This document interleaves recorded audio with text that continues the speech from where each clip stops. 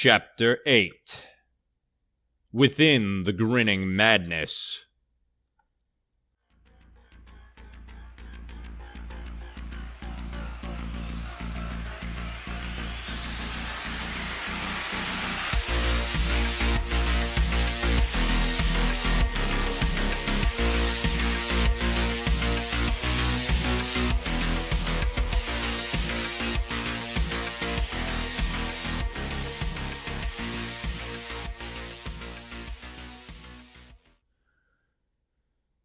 Frost's hand quivered as he narrowly avoided a large hunk of blistering purple meat, which floated through the air with a mind of its own. Spiraling tentacles stretched in front of them, yawning, shifting, settling, moving, growing, and shrinking. A triangular being faded just before impact right in front of their eyes, and Frost somehow inherently understood it had been eaten by an unseen beast. The things they could see were just the tip of the iceberg, as their sixth senses detected an ever-transforming landscape beyond benign perception as well. The ship moved, slowly guided by Frost's death grip on the half-melted joystick. He breathed heavily, and his hands trembled to guide the thing. There were many noises which had not previously been there, as the ship rattled through the void. Benny now sat in the co-pilot seat, still shocked but too transfixed to look away. Carolina was melted into Benny's lap, quaking like a leaf in the wind. Solomon, meanwhile, was looking out one of the two viewing ports in the seating bay. "Look out," Benny muttered, as a large spinning shape with eyes bulging from its many faces spun into view. Frost eased the control stick forwards, only just avoiding it. The ship dipped and rattled ominously. "Where's the way out?" Frost breathed to nobody but himself. Come on, come on," Benny muttered. "There's no way out. You know that, right?" Solomon said without turning his head.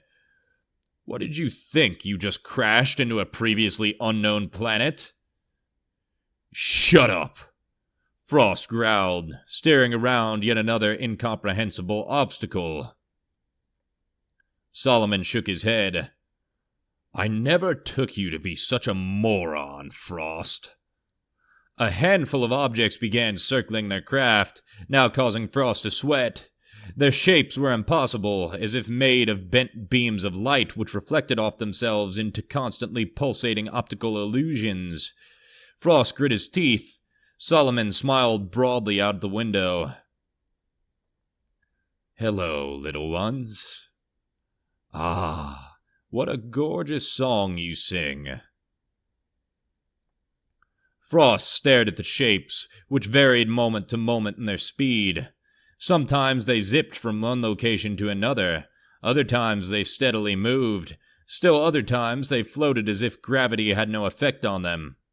Something within Frost's brain stirred seeing their visage, a thread of order he was able to grasp onto. He'd seen these shapes before, somewhere in his memory. Frost rose suddenly. "Benny, take over." Benny's eyes widened. But... Carolina looked up into Benny's eyes. "Baby," she said meekly.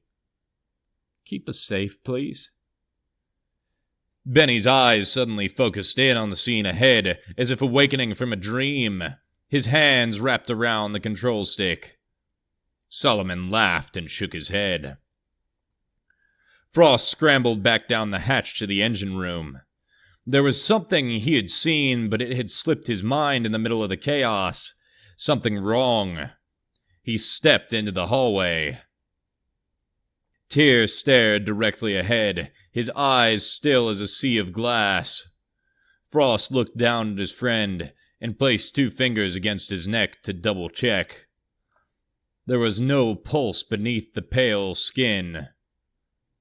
Richter coughed, somehow still alive. Frost glanced at the bounty hunter in wrath. Frost stalked towards Richter and put a boot on the man's collarbone. One more chance. Who are you and why are you here? Richter sucked in air through his teeth. I'm a bounty hunter, you fucking moron. I've been on board since you landed. Frost looked with suspicion for a few moments, then removed his boot, deciding he did not care. He handed Richter a cigarette, then said, You killed 2 of my friends. You're going to die. Bullshit, or I'd be dead by now. You wouldn't risk killing someone who rubs shoulders with the greasy little merchants you sell to. Frost chuckled now, sparking his own cigarette. You'll see.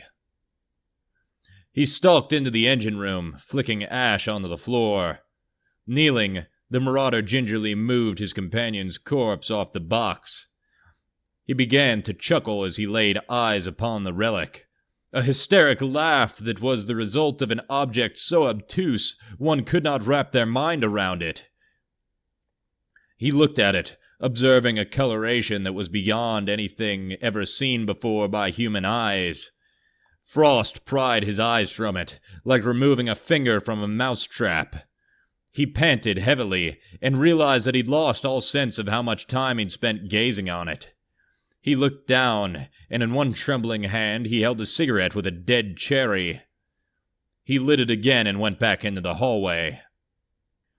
Richter now played with the butt of his cigarette, smashing it and seeing how small of a ball he could roll it into. Frost stood in the doorway, glaring at him, trying to escape his shakes and catch his breath. Richter grinned. Your buddy tell you a joke? Frost shook his head and said nothing. It was a long shot, but the relic was different than last he'd seen it. It was no mere object, but something living, though what it was the bandit could not say. Last time, though, he knew it had been red and black, flowing with such liquids. One of the colors had come from spilled oil that the little cretin had been eating, feasting upon.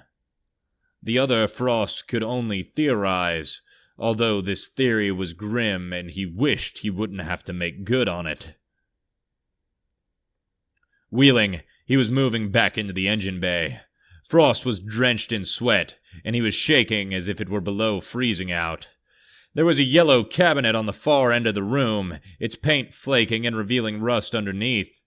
Frost opened the door, revealing 3 shelves full of various fluids. He grabbed a bottle of oil and carried it back to the box. He twisted the red cap from the top and poured it as if he were anointing a king's head. The relic pulsated, drinking deeply from the black blood of worlds long since dead. The liquid began to circle it, spiraling around it like twine binding a great snake.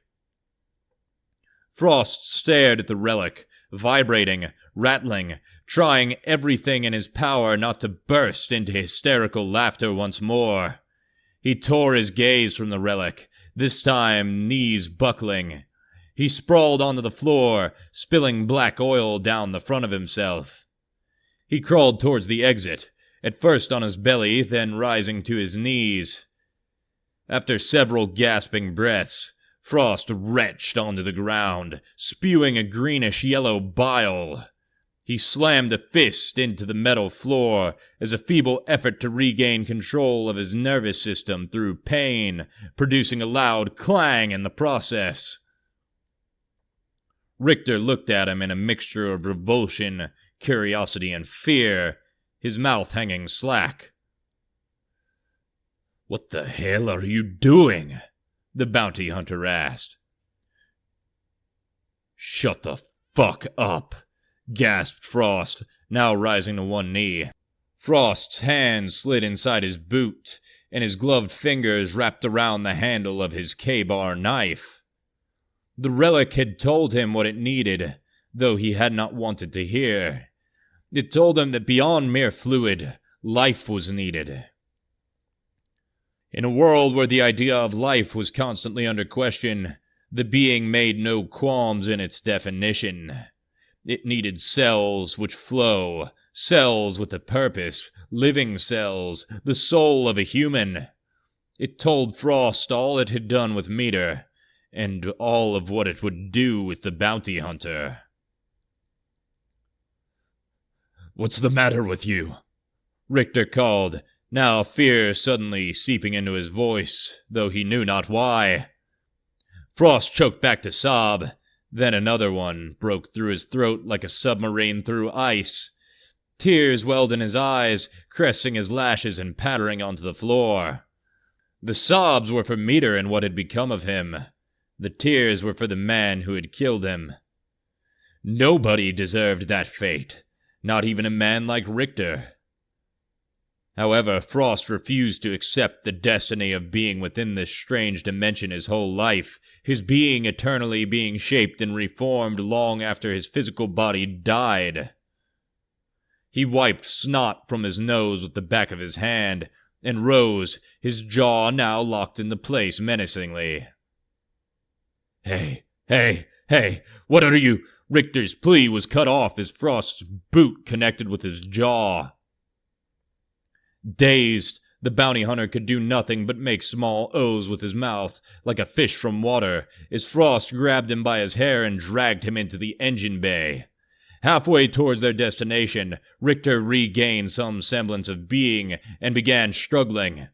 His stump twitched while his leg violently kicked, his body writhed, his hands desperately clutched at Frost's arm, trying to bend it so it no longer had hold. Frost tightened his grip. The marauder jammed Richter face first into the relic, struggling to grab his head and pull it back to expose the throat. Richter cackled, now faced with an object whose very shape was an affront to the divine. Roaring laughter erupted from his mouth as Frost's finger grabbed, hooked his gums, and tried to jerk his head back. Frost's eyes were screwed tightly shut, so not to look. He dug with his knife, looking for the right nook within Richter's neck muscles. A finger slipped into Richter's eye, blinding him temporarily and giving him hold of himself. A sliver of agency. He bucked with his arms and his head snapped like a rabid dog caught in a snare. The bounty hunter bit down with all his might, tearing through something like a fleshy carrot and bringing a wet crunching noise. Blood filled the inside of Richter's mouth, dribbling onto the relic and running off it like rain off a tin roof. This was not what it wanted. Frost's knife found a spot between Richter's neck tendons. The steel plunged inwards, and the bounty hunter felt it slide behind his throat. Frost twisted the knife. Richter shrieked an awful gurgling noise. Frost cut out away from himself, severing everything within the bounty hunter's neck. There came from Richter's chest a wheezing rattle as his lungs filled with blood and struggled to pump it out. Green stomach fluids bubbled from the dangling tubes as blood spattered onto the relic. Richter's body gave one final twitch, and it was all over. Frost fell backwards, laying down and staring up at the ceiling. No, what did he do? Growled Solomon, pacing the room. Surely not. Benny's eyes stayed transfixed on the scenery ahead of him. There was no real thread of hope for him to grasp onto in the desolate place, save for that he could keep the ship from harm for another 15 minutes, the end of which meant the thrusters would die and the craft would be rendered hopeless. His eyes darted around from one cosmic horror to another, his mind struggling to find some thread of familiarity. He took a deep breath in and exhaled slowly. Frost had it all under control. All Benny needed to do was cruise. Carolina snuggled deeper into his chest. The swirling vortex appeared without warning, a gaping maw of blinding light and unknown colors. Its tendrils of crystalline light particles unfolded, enveloping the ship like an alleyway rapist to his prey. The ship violently rattled and shook. Benny's grip locked up. "No, you stupid bastard!" Solomon shrieked. Gearhead curled into the fetal position, hyperventilating childishly. Benny's eyes began to water and burn from the light streaming through the cockpit. Carolina's nails raked the pilot's flesh as she squeezed him tight. He squeezed her back, enveloping her soft pale flesh into his slightly tanned arms as they hurtled into oblivion. Then, everything merely ceased. The ship was as it was, slowly drifting through the stars on its backup thrusters, gently groaning as it readjusted. Darkness surrounded them. The familiar void now returned, broken up only by distant stars and the looming planet beneath. Benny fumbled for another cigarette, and Carolina's grip loosened a bit. The silence deafened them.